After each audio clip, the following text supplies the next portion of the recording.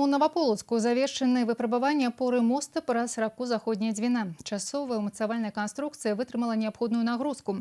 Які транспарт цяпер зможа бяспечна рухацца па мосце і як доўга? Падрабязнасці ў наступным матэрыяле. Шэраг дэфектаў, якія перашкаджалі далейшай паўнавартаснай эксплуатацыі моста праз раку Заходняя Двіна, выявіла абследаванне. Мост праверылі на трываласць інжынера Віцебска аўтадар і Беларускага дарожнага навукова-даследчага інстытута разам з мостабудаўнікамі. У выніку прынялі рашэнне узвесці часовую умацавальную апору пад пралётам, дзе была выяўлена небяспечная шчыліна. І вось работы завершаны. Канструкцыя праходзіць поўнае выпрабаванне. Установлена опора под трещину в пятом пролете, отсыпана, для предотвращения дальнейшего раскрытия.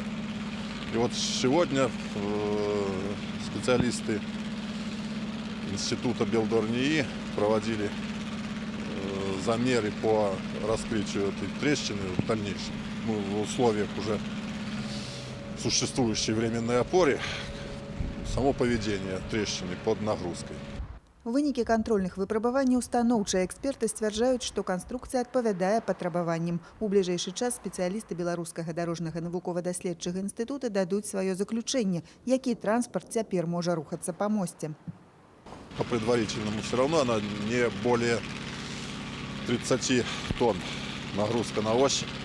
Она и с учетом временной опоры по предварительному заключению должна остаться 30 тонн. Так? Ну не 5, как сейчас, а 30.